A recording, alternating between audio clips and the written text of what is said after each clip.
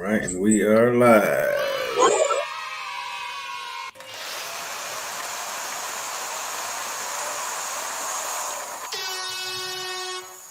All right, sports update. Adrian Reid was good. What's good? We back. We back. All right, so yeah, I want to start off with the Red Wings. So the Red Wings have had an active offseason thus far, man. They drafted the Norwegian right wing player out of 15th overall. Let's see, they re-signed Patrick Kane, which is a move I like a lot. They signed Tarasenko from the Stanley Cup champions, the Panthers. They signed the goalie from the Kings, Talbot, and they traded Robbie Fabry Reid. So, how you like all these moves the Wings have made, and what do you think the direction the team is? I mean, I thought they were good moves. I think me along with everybody else, once he traded Goss to spare for and gave away a second round pick to San Jose, I thought that he was clearing up cap space and was really trying to make a bigger move than just Tarasenko. I mean, I like Tarasenko. He is a little bit older along with Kane, but they're both very solid players. I think he had, 40, 50 points last season, something like that. So that's a positive to have on the team. It's good seeing Kane come back. He obviously has chemistry with DeBrincat, but I don't think they're going to be on the same line anymore. I think that first line is going to be DeBrincat, Larkin, and Raymond. But yeah, I mean, I like everything that he's done so far. I thought a bigger move was coming. There was talks about maybe getting Reinhardt from, gosh, I can't think of where he plays at right now. Pittsburgh, maybe, or he was on Pittsburgh at one point. I can't remember where he's at now, but there's talking about him maybe getting Draisaitl from the Oilers. But I thought that was kind of a pipe dream. I don't think they were ever going to get him because you would have to give up a lot, which I'm willing to do. I think they could have given up this 15th overall pick or whatever they had. Because, as we know with hockey and baseball, unless these kids are amazing, you probably won't see them on the ice for another 2 to 3 years. Heck, we just are seeing Edmondson after, 4 years or whatever, or 3 years, and now Casper might be playing this next season. That'll be 3 years. So, I think that a lot of guys were plays like I think. Help me on the goalie. You just said his name. Now I can't. Talbot. Yeah, Talbot. I want to say Tolbert. Talbot. I think he's kind of like I think Alex Lyon's going to be the main guy. I think he's kind of like the replacement goalie, almost like the Reimer was or the Husso. And I think that he's kind of a placeholder until Kosa kind of gets his legs underneath them down in Grand Rapids, and I think he's going to get called up eventually. So, I mean, I like the moves to improve the team for sure. I still think they probably could get another defenseman to help them a little bit because we know that's a little bit of a problem, but overall, I think, Steve Yzerman did good. You had the time where last season they probably should have won one of those 7 games that they lost in a row, and they probably would have been in the playoffs last year. So I think this does help them. You get, again, Tarasenko, who's a guy that, was talking very highly of the Russian Five of old days from the Red Wings, I'm sorry. And then, Kane coming back is just, again, another – he said he wanted to stay here. I'm happy that they brought him back. Just stay healthy. That's all I care about. Yeah, I agree. Nothing sexy, which I agree with. Yeah. My big thing is if they had a elite defenseman, they could definitely push everybody back on the line. But I mean, we'll see what happens. It's feel like this rebuild's been going on for years, forever. So it's shut up or put up or shut up at this point this season. No excuses. You got some older guys and some older deals. Hopefully they can come in and help the younger guys and some of the more established guys, and they can find the rhythm, but we'll see. So nothing that blows out the water, but it's all solid pickups.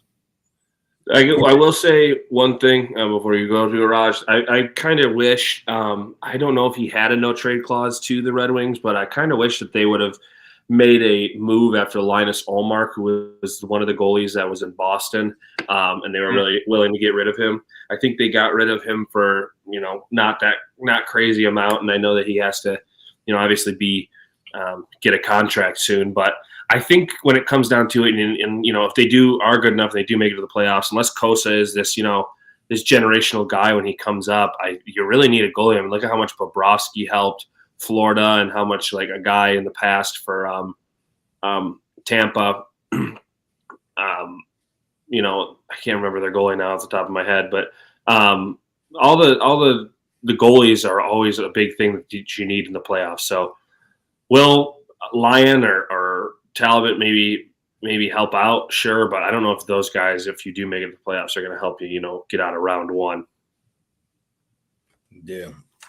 So they made some solid acquisitions, but for the Wings this season, man, it's playoff for bust. Playoff for bust. They got to get there. Got to get there this season. All right. So Adrian, the Pistons since last stream, they hired the new coach JB Bickerstaff. Mhm. To the rookie extension. They added Tobias Harris, Tim Hardaway Jr., Malik Beasley. So what do you think of the state of the Pistons right now? How do you like the coaching hire, and how do you like these players that they added? I mean, from what Trajan Langdon inherited, I mean, we talked about the guys. It was not a good roster, not good pieces around Cade, and we talked about adding shooting to help Cade, and they supplemented. Trajan Langdon's done the best he could. He added Tobias Harris. I know people think it's a lot of money, but it's 2 years, $52 million. Hey, that's a steal in today's game. Tobias, when he was here, he was a good team player. He was solid. He can be a stretch forward, shoot the ball. You don't have to expect what he did in Philly. I think he'll be a lot better here. He'll be a veteran presence that these younger guys can lean on. Same with Tim Hardaway Jr. He's sometimes inconsistent, but he can shoot the ball. When he's on fire, he's on fire. And get Malik Beasley on a 1 year, I believe, $6 or $6.5 million, a complete steal right there. He's shooting 39% or something like that. All these guys are shooting in the high 39s. I think. Yeah, good just percentage. And Pistons were the worst 3-point shooting team in the NBA last year, so that definitely helps. I mean, and as far as the Ron Holland pick, I'm fine with it. It's gonna take him 2 or 3 years to develop. He just turned 19 last week, I believe. So just what Trajan's trying to do is trying to bring his franchise out the bottom of the ocean again. And I believe JB Bickerstaff actually wants to be here, and I think that plays a pivotal role in deciding and changing the culture and bringing his franchise back to relevancy. Because let's face it, we're the laughing stock and the joke of the NBA right now. So we got to restore it back to where we was. You guys remember when we was kids, that was when they were winning every year consistently and had a chance to win not one championship, but even back to back. So got to get back to respectability, man. At the end of the day, right now, that's the most important thing I'm looking forward to. Yeah, I agree with everything Adrian said. I think Bickerstaff probably was the best guy that you could have picked up for this team as a coach, just because, like Adrian said, he coached a very young team with Cleveland last year, took them to the playoffs. Took them to the playoffs. His press conference, where I didn't watch all of it, he still seems super excited about guys like Cade. Again, Tobias is an older veteran presence, but you need that on the team. We talked about this, time and time again on this podcast, and whether it's $25 million or $22 million, it is what it is. You had the money to pay him, and you're not getting these top talent guys that are going to want to come here because, again, you lost. You only won 14 games. You lost 20 plus in a row. So paying a guy like Tobias, who's familiar with the area, familiar with the city, he was playing kind of that third role in Philly, so he didn't look great, and maybe even sometimes the fourth role, depending on who you ask, but.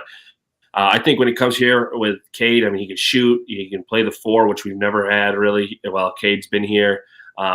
So I think he helps a lot. Again, Adrian went over all the shooting with these guys. I think that's great. I need to see it more from Ivy. I like that Bickerstaff said that he wants to play him more, not with the ball in his hands. He wants to get him the ball like towards the paint when he's got a full head of steam, which I think, you kind of have to play him like that. Donovan Mitchell or Darius Garland wasn't really so much like that, but Donovan Mitchell kind of plays similar to Jaden Ivey. So, you get him in that role where he's got a head full of steam, and Cade or Asar or whoever has the ball can dish it to him. That is one thing I'm worried about with this team now is Asar. These blood clots, are they more serious than we actually think?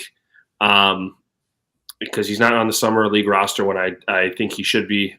So maybe they are playing a little bit, more serious of a role. We'll see if he starts the season. I think if he does start the season, he's coming off the bench. I think Fontecchio is going to be a guy that they want out there to help Cade space because, again, he played 16 games for the Pistons and shot around 42% as well. And then you can have a guy like Asar or, Ron Holland and these guys coming off the bench. So I'm excited to see what we got in these 2 rookies that we drafted and Marcus Sasser, obviously, in the second unit. I think it's going to be good. I think that we finally have a GM or president of basketball operations that cares and a head coach that cares. And, they kind of want to get this team back to relevancy. We don't want to be that Charlotte, we don't want to be lumped in with that Charlotte and the Wizards anymore. They want to win, and I'm happy about it. I can finally wear this hat again and not feel embarrassed, I guess. So Adrian, 14 wins last year. How much of the win total do you think you see for the Pistons this season, realistically? I was just talking about that. Remember, I said you guys that thing in the group chat about all the assets and the cap room. I believe the Pistons and the Jazz right now are the only teams with cap room currently right now. I believe. I think they Pistons do have like 19 or 18 yes, million. And then they maybe it's 14, and then but they have that 8 million they can use to sign a vet. I don't forget what it's called, but the NBA gives like a extra 8 million that you can use on it, but it has to be a veteran player. I don't know what the parameters are. Whatever the mid-level exception is, I think for the Pistons is 8 million right now for the mid-level. Added Paul Reid. What was I saying? I lost my thought, but I do believe they go from 14. Them and the Jazz had cap. Sorry, I say they double their win total. They'll win 20. I'll say 30 games. They win 30 games next year. I don't think that's not too much to ask. Slight improvement with 30 games. That still puts them in lottery range because guys, 2025, that first round pick goes to the New York Knicks if it's between 14 and 30, which I do believe the Pistons probably will be a lottery team again next season. 2026 to the Knicks is between 12 and 30, and 2027 to the Knicks is between 10 and 30. So this tells you where Trajan Langdon and what he's working with, and how bad Troy Weaver put this team in such a hole. So it just goes to tell you he's doing the best he can right now. It's going to take him a little time to work his way out, but he's doing the best he can. He talked about taking on smaller contract or contracts teams that want to sign guys to, or trading for assets, things like that. He's gonna have to slow pace a little bit, but he's working with what he's got right now. And then Cade officially signed his max extension, so it's good news for us. But he's gonna want to see some progress from this franchise for him to be able to stay, so we don't have to be talking 2-3 years from now and he's saying I want to out of here and go to San Antonio or wherever he decides to take his talents to. But I'm relatively happy about the Pistons right now. I'm liking what they're doing. We might have some adults in the room finally. Yeah, I agree. I think finally looks good. And like you said, signing Cade, that's the one guy that I wanted, especially now that you're getting the shooting around him and the stuff that he hasn't really had. I mean, they're actually putting talent around him and not just, hoping and praying that you get that first overall pick, kind of like Troy Weaver was doing. So you said they're in 2025 and 2026, or they're protected for 10 and lower, or 9 and lower, I should say. 25 is 14 and 30, and then 26 is 12 to 30. Oh, yeah. So that's tough. And next year's draft is loaded. 25 loaded. So is all this from the Bogey trade? I believe that's from the Bogey trade and from the Jalen Duren trade when they. It was the Duren one for sure. Yeah, right. Yeah, I just think that's. Yeah, I mean, the only thing that you hope is that you can kind of get an Atlanta, like for next year's draft. I mean, I'm tired of hoping for things, but you get that Atlanta treatment where you're not necessarily a play-in team, because a play-in you'll probably have to give that pick away, but your pick not like. You can be anywhere from 10 to 9, and you move up to 1, and you can get like a Cooper Flag would be nice. But I'm not counting my lucky stars, considering the last 3 years we've gotten 5 after having been able to get 1. So, right, yeah. So I did want to stick with the NBA, some NBA free agency. So Adrian, Paul George signs with the Sixers. So now with this addition of Paul George, he's definitely an upgrade over Tobias Harris. All right. Is Philly the biggest threat to the Celtics in the East? Right now, I would definitely say Philly. I would put Philly at 2. I do want to say Paul George is one of my favorite players growing up. I've been a big fan of him since him leaving, getting ready to leave Fresno State and heading to the league. Too bad they good Indiana teams couldn't get past those LeBron James and Miami Heat teams. Paul George, Duncan Birdman, one of the best plays I've ever seen. They had a chance to win that series, but. Love it. Paul George showed me, and I was talking to a friend about this a couple weeks ago. He showed me that he really wanted to win. The fact that he left his home state of California, where he grew up and where he's from, that just goes to show me he's ready to win. He leaves a really loaded Western Conference and decides to head over to the East and team up with Joel Embiid and Tyrese Maxey. Don't forget they got Kelly Oubre back. They got Eric Gordon back, or signed him. Andre Drummond's a good vet off the bench, gives you rebounding. I think this Philly team, Daryl Morey's done a good job of assembling this roster. I do think I'll put them at 2 behind the Celtics. They can give them a run, and it can be a legit team to come out of the Eastern Conference and compete for a championship. So great job by Paul George. They can say what they want about him, but he was the reason why the Clippers got to the Western Conference Finals. Kawhi was hurt.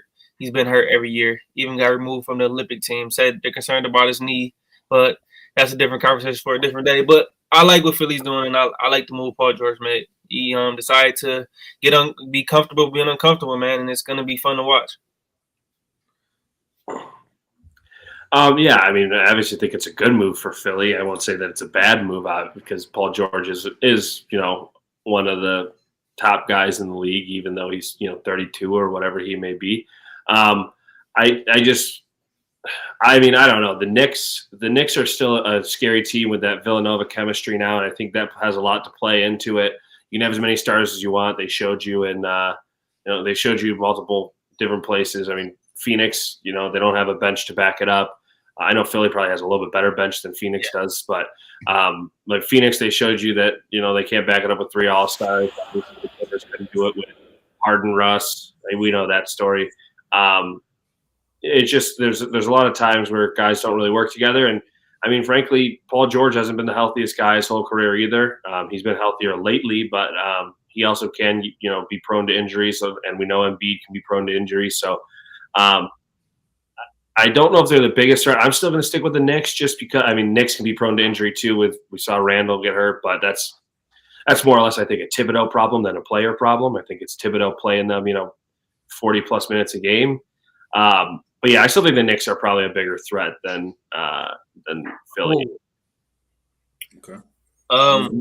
My big thing with the Knicks is I'm just concerned with the lack of size. Losing Hartenstein was a big loss to Oklahoma City. Big thing about them. Mitchell Robinson, is he ready to take that next step? He's been kind of banged up a little bit. Randall's not a center. That's my only thing. And if I'm looking at Philly's roster right now, I know Reid talked about the fact that Phoenix had 3 superstars, but I think the team that Daryl Morey's been able to assemble alongside these guys, they have some very capable guys. Caleb Martin got him from the Miami. He took a lesser deal to go. He's been playing well for Miami the last few years. You got Kelly Oubre Jr., who played really well in that Knicks series. He had a good season last year. Andre Drummond, like we talked about, former Piston. You guys know he's a hell of a rebounder. Jared McCain, the rookie they drafted, he can shoot the basketball. I know, not a Duke guy, but he can shoot the basketball. Eric Gordon, he can shoot the ball. They re-signed Kyle Lowry. I know we say what we want about Kyle Lowry, but he just finds the way when it's time to make some plays, man, and a very smart veteran guy. You got a couple guys on 2-way deals, but overall, I like the roster they're doing that. So I would put them behind Boston slightly. So we'll see. I think it will take less pressure off. Embiid's not going to have to be as crazy as he's been going. Maybe it'll take a load off him with Paul George. I know he's been banged up a little bit, but he's played these last couple of playoffs and got through it. And we still know they have Maxey. I think that's the guy they're going to unleash at the end of these games. He's a young 24. He's got a max contract. I think he's ready to go and show he's a superstar. Dang, Maxey's only 24? He's only 24 years old, yeah. Sheesh. And my sleeper in the East right now, if they can, especially with this guy, is the Orlando Magic. Paolo Banchero's turned into a superstar. They signed KCP, got our boy Wagner back on an extension. Both the brothers. I couldn't believe that he got that much money. That was crazy. Yeah, I like what this young Orlando team doing. Add KCP, that's a vet they need. We need guys like that in the NBA, man. A lot of teams don't have those guys who can be productive. So that's the team I'm looking at. Paolo is gonna hit this next level coming up this season. Bro, my thoughts about that. I mean, I know that we're not talking about Orlando, but them getting Wagner that much money, and now they're gonna have to go next year, and they're gonna have to pay Paolo more money. Because Paolo's contract is up next year, I believe, right? Well, he's up for an extension. They don't have to pay him necessarily. Because I think next year is his – because he was drafted the year after Cade, right? 20 – I believe it was the year right after Cade because I remember the Pistons were in talks to get a top 3 pick because it was Chet, Jabari – well, it was Paolo, Chet, Jabari got drafted. Then Murray, then Ivy was that draft. Yeah, so he got drafted a year. So his contract's coming up just like Ivy's coming up. I don't think Ivy will get that much money unless he shows out this year. But yeah, Paulo has a contract cut out, so I'm surprised Wagner got the 4 years, 224. Paulo's going to get what's Cade's can be up to 265. I think Paulo will get paid more than that. Yeah, Paulo's gonna this year he's making $12 million, and then has one more year in 25, 26 at 15.3. So they'll probably pay him after this, probably this season, or start negotiating. Therefore, but it's like the Cade thing is what I'm just. I mean, he definitely deserves it. I'm just saying. I think it's crazy that they paid Franz Wagner that much, and now they got to go out and pay. They're gonna have two guys on that. I mean, you trust them because that's what you guys do in the NBA. But I don't know. I don't know if Franz is worth that much money. I'm not mad at it. I think the trajectory he showed has been a defensive guy. Atlanta's got to continue to get better shooting the ball. I mean, as we can see, the caps is going up in the NBA every year. Jason Tatum just became the highest paid player in the NBA. Some of these guys, even a guy like I'll give you a guy, Emmanuel Quickly just got $175 million. Emmanuel Quickly, a guy who sometimes isn't even a starter for the Toronto Raptors, he's making $25 million a year. So you're gonna start seeing some crazy contracts, guys. But it's not that bad. I thought he scored less. He averaged 25 and 3, shooting 48 from the field. I thought he was averaging like 15 for some reason. So yeah, not as bad as I thought it was. So that's now that I see that that's what it is. Yeah, so Reid, your boy Luka, the Dallas Mavericks, they got the big fish. They got Klay Thompson. So you think them adding Klay Thompson can get them back to the finals, or you think the West is just too much of a gauntlet? No, I think the West is too much of a gauntlet, and I think Klay is too far over the hill. I think he wants to play like a superstar still. I just don't think he's gonna play like a superstar. I mean, if he can come back to that role where he just goes down the court, stands in the corner, and Kyrie can get him the ball fast enough for him to get the release off, sure. But I mean, he just showed you in Golden State he can't play all that well, and he kind of come off the bench. So, I mean, I don't know. It's definitely a good ad. I mean, it definitely helps some. I mean, it's better than having Tim Hardaway on your team. I mean, I like having Tim Hardaway on my team, but I'm also the Pistons, not a team that's fighting for an NBA Finals. But I think, I think it was a good move. Sure, I just don't think Klay is the same Klay that he used to be. And I think, like you just said, I think the West is too much of a gauntlet. You're not going to catch, Denver on another bad year. I don't think the Timberwolves are only getting better. You got Phoenix, who's still out there, who I don't really believe in, but you still got to play 3 superstars. You have OKC is a hard team to play against. So, I mean, will they get back to the playoffs for sure? Will they be a 1 to 3 seed? I bet they will. I mean, Klay definitely helps them, but I don't see him being the cog that helps him get win an NBA championship. I slightly agree with Reid. The thing is, yeah, he's lost a step for sure after those 2 injuries. I know it was frustrating in Golden State last couple years, but they don't need him to be the Klay Thompson in 2016. I picture him going in there if he can average anywhere from 15 to 18 points per game and shoot 38, 39%, which I expect him to fully do. He's going to be on a mission this year. He's got something to prove. He could have came back and stayed. He could have went to the Lakers. Thank God he didn't. I'm happy he didn't go play with those bums. But I think it's a good pickup. But I will say it continues to make Dallas a contender in the West. Will they get out? I don't know. I kind of think in the West is going to depend on injuries and who stays the most healthy. But the teams that I'm worried about the most will be Minnesota Timberwolves. Again, Anthony Edwards is going to be a year older and a lot better. I like what they did in the draft. Added Terrence Shannon Jr., adding Rob Dillingham, who's going to be mentored by the young Mike Conley. Yeah, a scorer too. And then those 2 teams, and then don't forget that Memphis. I don't know what they're going to do this year, but Ja's back, man. He'll be back. Memphis is going to be healthy. They were your boy Edie. Yeah, they'll be back. They'll be back. So the West is stacked. The Clippers, I believe, are going to take a step back. The Lakers are definitely going to be a solid, just a mediocre team. Sacramento, I believe, improved their roster, adding DeMar DeRozan. So the West just continues to just not surprises. I know San Antonio is not going to be that good, but Victor is a superstar. I think they're another year away from really contending in the West and making a huge impact. So with that Western Conference, man, is no joke. I think San Antonio really messed up getting rid of trading that Dillingham pick for a 2031. I know they're all talking about like, oh, well, Minnesota, Ant could be gone from Minnesota in 2031. His contract to be like all that. It's like, I don't care. I still think Dillingham is going to be one of the best point guards that comes out of this draft, and he would have been so good with Wemby. I think Castle's still going to be fine, but I just think that the way Dillingham would have worked so well there because so many guys are going to focus on Wemby, obviously down low, and then you would have Castle, who's defensive guy, and then you have why can't I think of his name? Who's the other shooter that they have who plays? Devin Vassell. Yeah, Vassell. So you got Vassell out there. I think Dillingham would have just thrived so much better. I still think he's going to thrive at the Timberwolves. Don't get me wrong. I'm just saying that the Spurs as an organization probably should have kept him. I still think he's going to do well in Minnesota. He's going to probably come off the bench, I would assume, because Mike Conley's still there. But you get to learn behind, a guy who's been doing it for, 20 years almost in Mike Conley, who's been a great point guard. I think that was a crazy steal by Minnesota, in my opinion.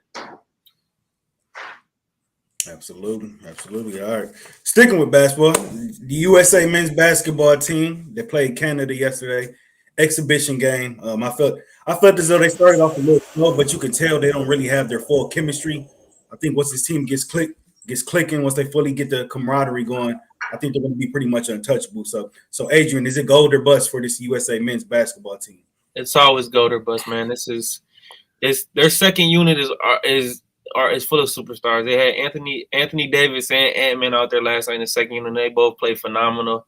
I don't see no team beating it up. Like we were telling Reid last night, he was wondering what was going on. That first 10 minutes of the game was atrocious by this team, man. But you could tell they're just trying to get their feet wet, get their feeling. It's an exhibition. Canada is got a really good roster full of NBA players, and they've came a long way. I know they have no Andrew Wiggins, but they've came a long way in these last 20 years or so, adding NBA talent. There's a lot of guys who can play. Dylan Brooks continues to be a troll, especially to LeBron. He even walked in front of Devin Booker's interview last night with a post game, just trying to be a troll. Just let it go. But they play them again. They'll destroy them. The U.S. is going to win gold, I believe. I think their biggest competition is either Canada or France. And don't sleep on Australia. But U.S. is winning gold, no doubt about it. This will be the last time we see Kevin Durant, LeBron James, Stephen Curry on the same court together in international competition. Yeah, and Durant didn't even play in that yesterday.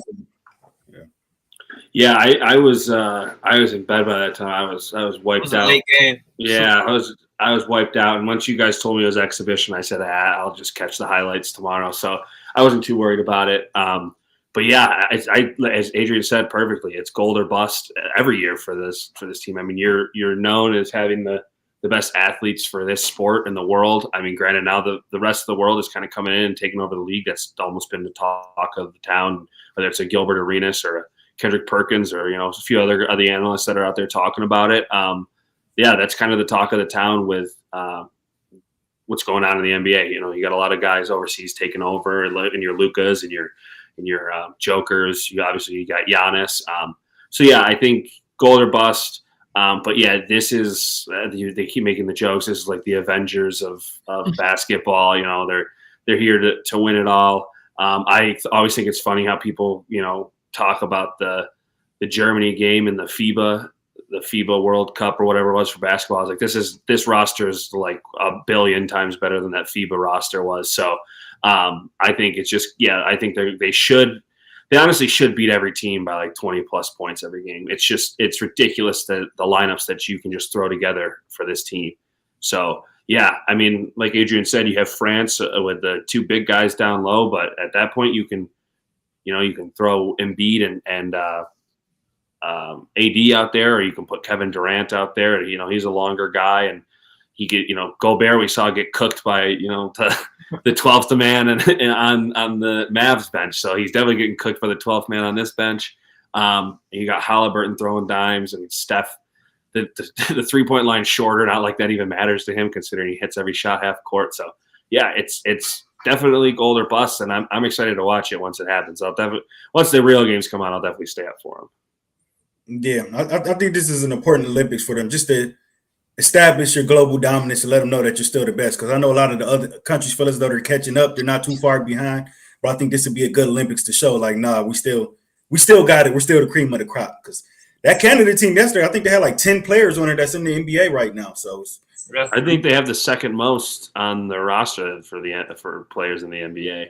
It would be them or France, or let me look at France. It's either France, Canada, or Australia. Yeah, Australia's super underrated. Yeah, I definitely think Canada's pretty close. I don't know if France has as many, but France has like probably 6 or 7, I would guess. Batum, Wemby, Fournier, Gobert, obviously. Those are some like the top. That's 5. Batum, Bilal Coulibaly plays for Washington. Oh, they have 26 players. This was as of Canada has the second most. Yeah, I figured. Yeah. I mean, Dylan Brooks is just a guy who's like, I mean, I don't love Patrick Beverley. I haven't loved Patrick Beverley for a while. I like him outside of basketball. He's got a fine podcast. When he plays basketball for those last, I don't know, what was they, when he made the comment, you had 5 years, the next 5 are mine or whatever it was. Like, that was a ridiculous comment by him. But Dylan Brooks just trying to, like, I poked the bear with LeBron. It's like, dude, you're not even close to the stratosphere of LeBron. And him walking in front of Devin Booker, it's just the biggest troll job of an NBA hack I've ever seen. I can't stand that guy. I just think he's so ridiculous. He's obviously good because he plays in the NBA, but, like, against real talent, he's still not, like, anything crazy. Yeah, that's part of his game. That's how he gets going. That's what makes him what he is. If he wants to play that role, whatever keeps him relevant. Yeah, I mean, it's working for him. So we got the U.S., France, Australia with 9. U.S., Canada, France, Australia, Serbia, and Germany. Those are the top 6.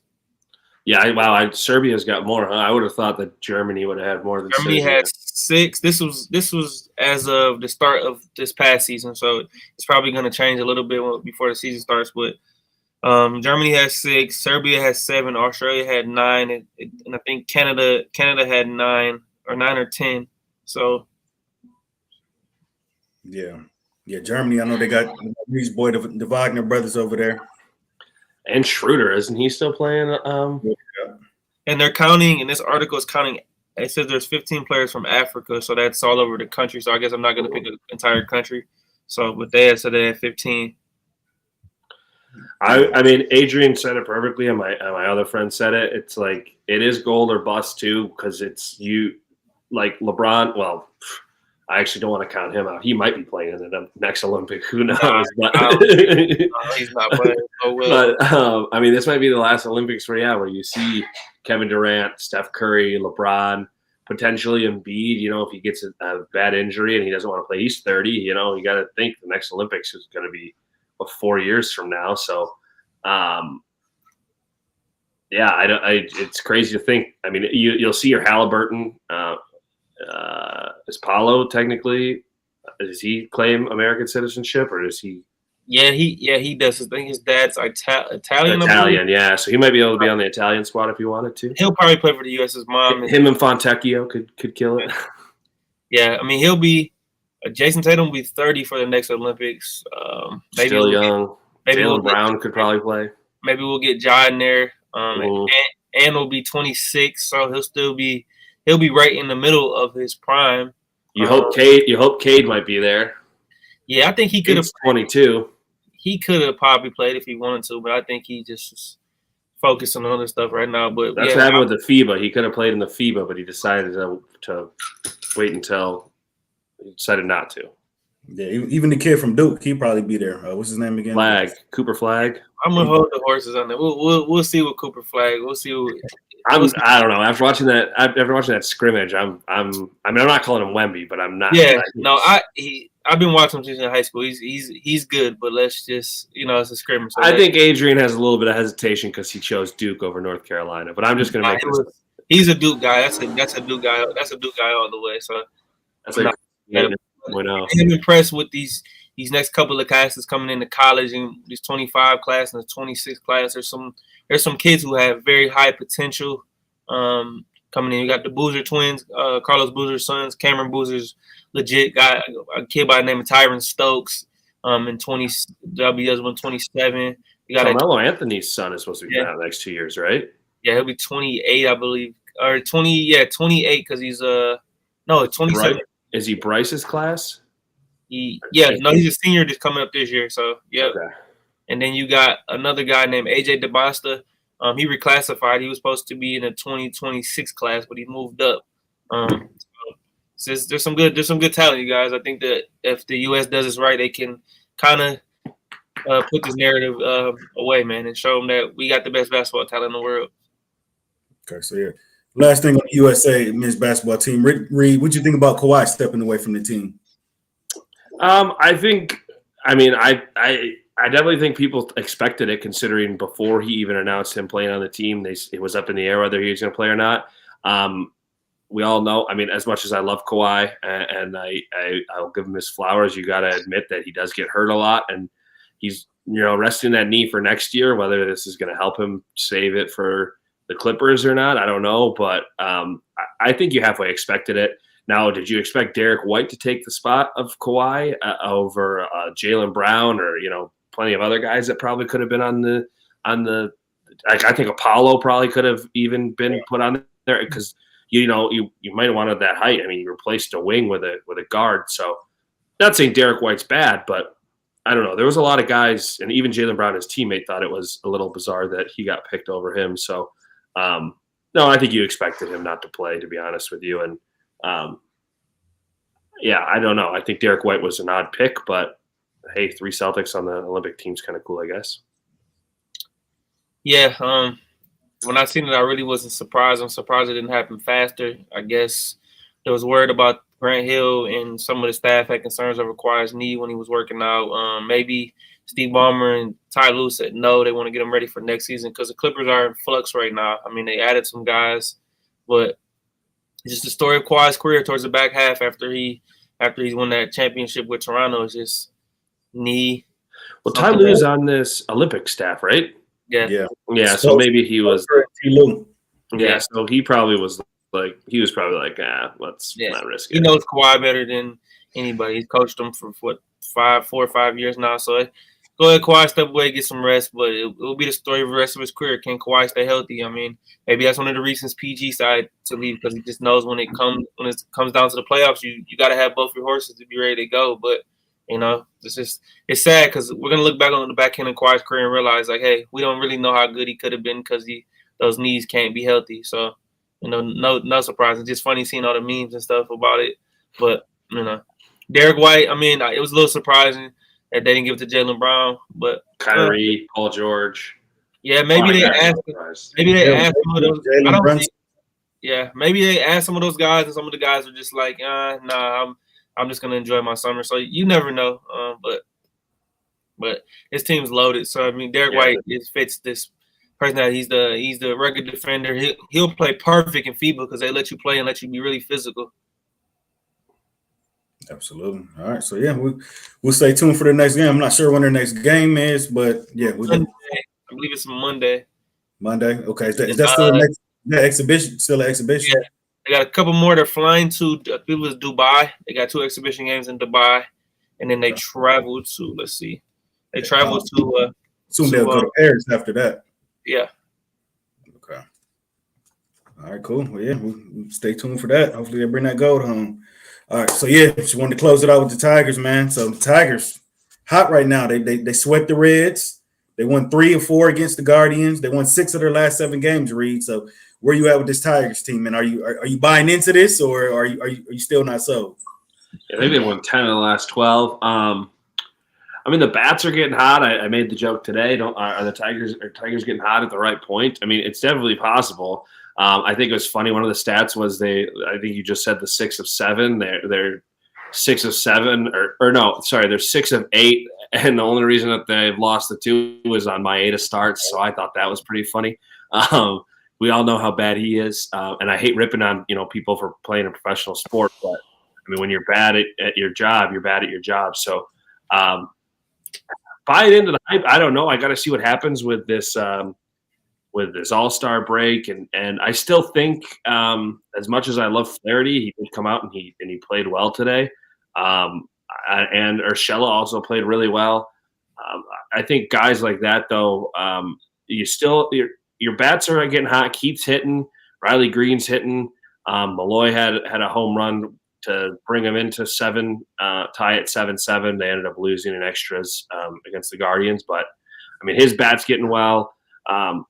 I think you should trade a guy like Urshela and Flaherty, see if you could package them for a starting bat somewhere, or like a Flaherty and I'm slowly, if they continue to play like this through the All-Star or after the All-Star break and even up to the All-Star break, I'm fine with keeping Skubal because you potentially can go on a run even though you're 6.5 games behind.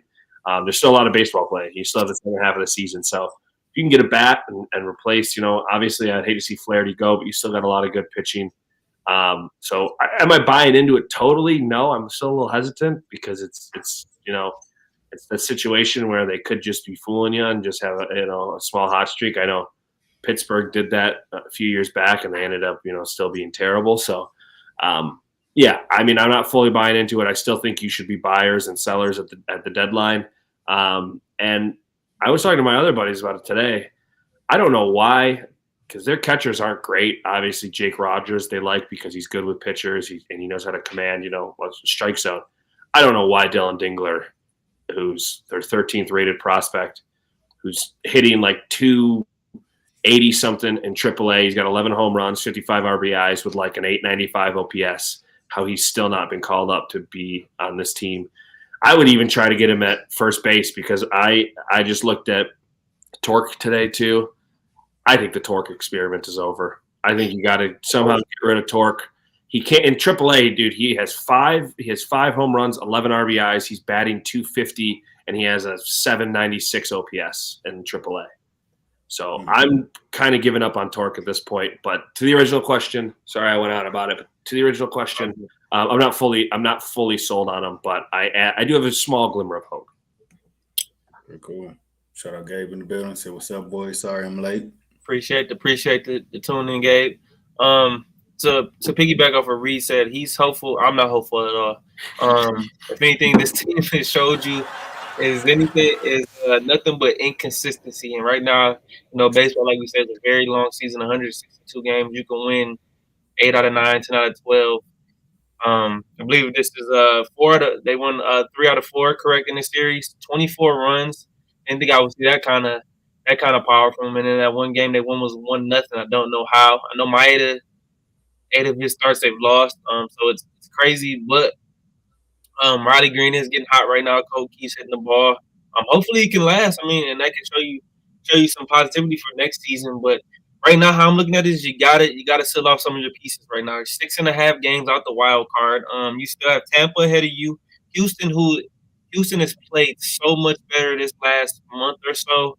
I believe they're finally hitting their stride. Kansas City is still solid. Boston's playing better as of late. Minnesota is in our division, so they played them pretty tough. But the Yankees have been on a complete slide lately. I don't know what's going on with them, but I just think that's a lot to overcome. Maybe people – I'm not going to get into it today, guys, with the Skubal thing. I mean, do what you want with it. Trade them if you don't want to trade them. I understand either way. But I'm trading Flaherty. I'm getting rid of him. I know he just got an injection in his back. That's why he missed a couple weeks, but he's playing well right now. If you got a chance to get some assets for him, get him. You only got him on a 1-year deal. You're done with Casey. I mean, with Torque, I'm done with Casey Mize. Get him out of here too. If you want to take Torque, they both can go, and that just tells you how bad the last regime was, drafting 2 guys number overall, and they have had no impact on this franchise. But no glimmer of hope this year. Like I said, Scott Harris didn't want to spend the money on the bats. Imagine if they had Matt Chapman right now. You could have got him for what you paid for Maeda and what you got for Javi Baez. So, Imagine if they drafted Wyatt Langford too. What was the shortstop's name that Boston took? Marcello Mayer. Marcello Mayer. Could have had. I don't think he's called up yet though, but I do get what you're saying. He was like a top prospect in MLB. We haven't even. Can we get Jackson Jobe at some point in time? Like, what are we doing? He's. I agree with you. I do agree with you on Joe. He was on the 10-day IL. I guess he's got to go back down to Double-A and then work back up to Triple-A, which I think is dumb. But yeah, I agree with you. Yeah, they did announce after today's game that Maeda is going to be coming out the bullpen, coming after the All-Star break. He's no longer. So, yeah, Maeda and Mize was good before the Tommy John surgery. After he came back from Tommy John surgery, man, he just don't got it, man. He just lost it. I don't know. Maybe he just needs a change of scenery or just move on. But yeah, I don't know, man. After the Tommy John surgery, he's been a whole different pitcher. So yeah, they start the series tomorrow with the Dodgers. Scoob will be on the mound. So hopefully they can stay hot, man. Scoob was normally a win. So if they win that one, Dodgers are banged up a little bit. Mookie Betts is out right now. He broke his hand a couple weeks ago, so he gonna be playing. But the Dodgers still have some talent, so we'll see what they do. I think they maybe get one game and they lose 2 out of 3 in this series. So they're not fooling me, man. They're not fooling me.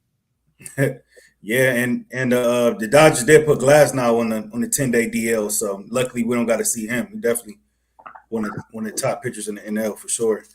Did they name the starting pitchers for the All-Star game yet? I don't think they called it. I don't think they said the actual starters, but I think it's pretty clear that Scooble's going to be the starter. To be honest, you think they're going to give it to Scooble? That's been the rumor around here that it's been Scooble. You think it's going to be Scooble and Skeens?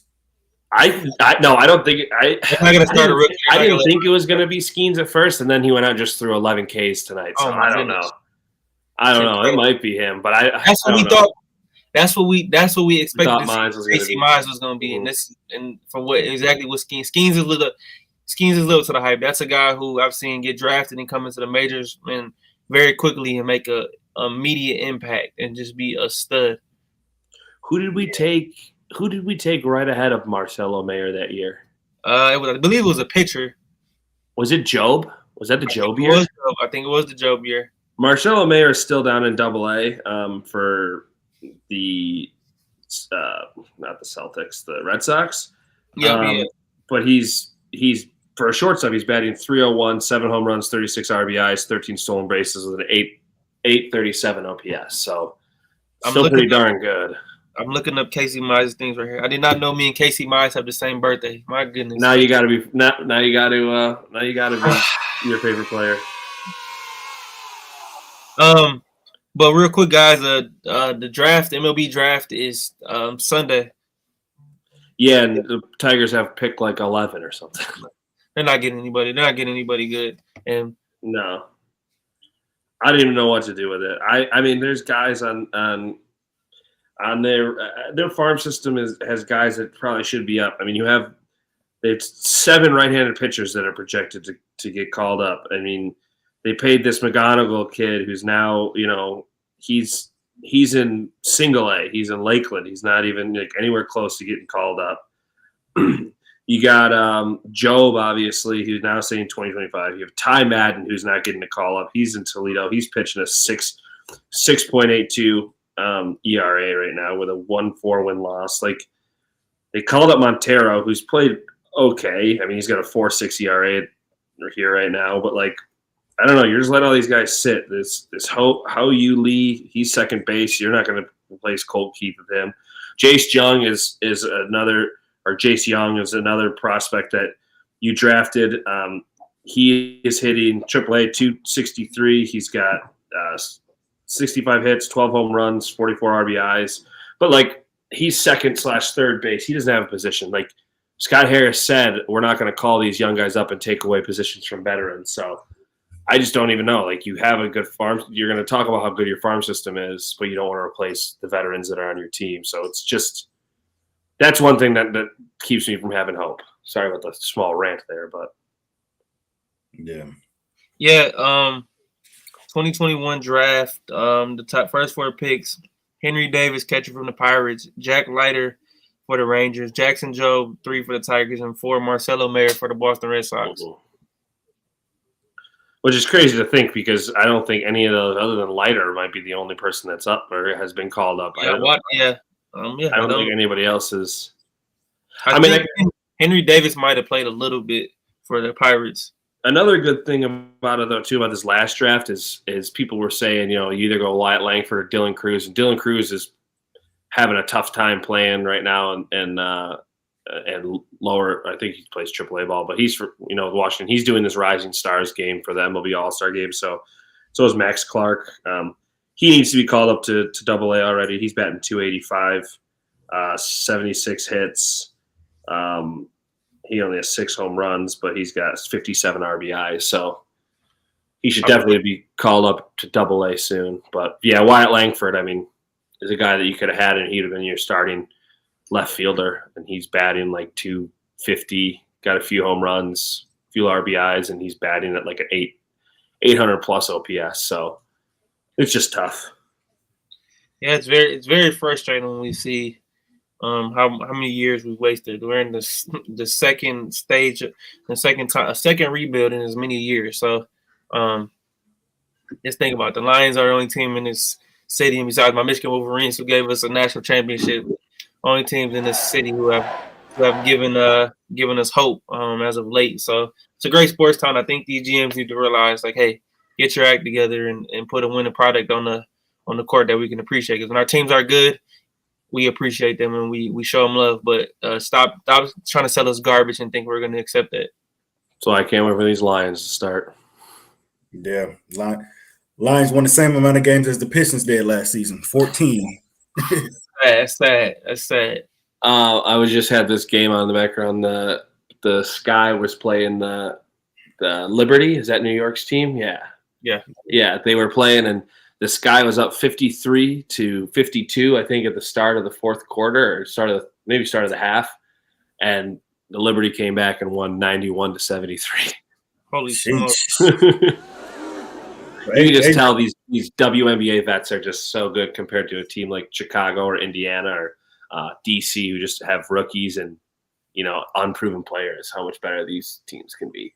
Well, we got a week left in the WNBA season until the All-Star game is on the 20th, and then they take a month off for the Olympics. So, because it's in the middle of their season, baseball gets the All-Star game next week. So it's going to be a pretty training camp starts at the end of the month for the Lions. Beginning of August. It's a pretty rough couple weeks, fellas, for us.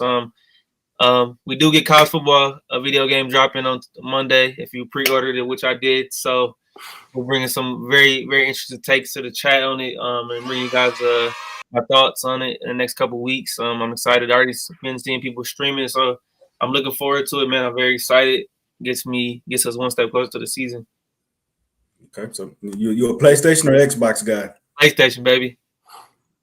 Okay. Nowadays, it doesn't really matter. You can just cross-platform everything. So I'm an Xbox guy, but I've been an Xbox guy since the original Xbox came out. So I was a Halo kid for a long time. Played a lot of Halo in my days. All right. Love it. Cool. All right. Well, yeah, there it is. Anything else you guys want to add before we get up out of here? Real quick, I did get that the USA plays on. I just had it. Here's their schedule coming up. Monday they play Australia. Wednesday they play Serbia. Those are both in Dubai. Then on the 20th they go to London for 2 games to play South Sudan on the 20th, Germany on the 22nd, and then they head out to the Olympics. I believe their first game is July 28th at 11:15 a.m. I don't know what day that is, but they play Serbia in their first game. So they're playing like 7 exhibition games before they go out and play in the actual Olympics?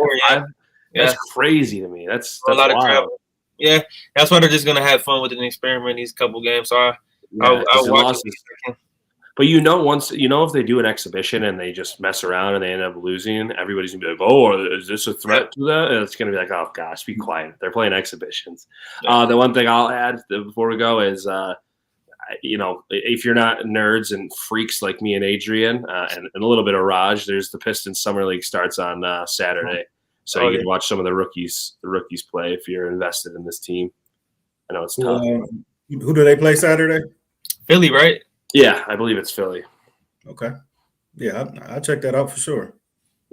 No Asor, right? No Asar. I think it's Sass. I think the starting lineup's going to be Sasser, and Holland will play, and I think Clintman's going to play as well. Starting, Yes, Tony's playing. Okay, good. I'm pretty sure he is. Okay, good. I haven't got to really watch too much of him, so I'll be interested to see how he plays against other NBA possible guys. So, and then the roster's kind of a bunch of other misfits. I don't really know who they are that are that are guys who didn't even play last year. Like Buddy Boeheim's gone, and I don't really know. yeah. So, but I still like to see the rookies. Oh, guys, real quick, everybody and you guys, make sure you guys tune into that receiver show on Netflix. It's pretty good. I'm about halfway through. Got our hometown guy St. Brown on there, so it's a must watch. Absolutely, yeah, we're gonna check that out. All right, well, yeah, good stuff, fellas. Good show, and yeah, we're gonna see you guys next week. Make sure you guys like the video, subscribe to the channel, and yeah, we'll see you guys next week, man. Peace. Peace. Peace.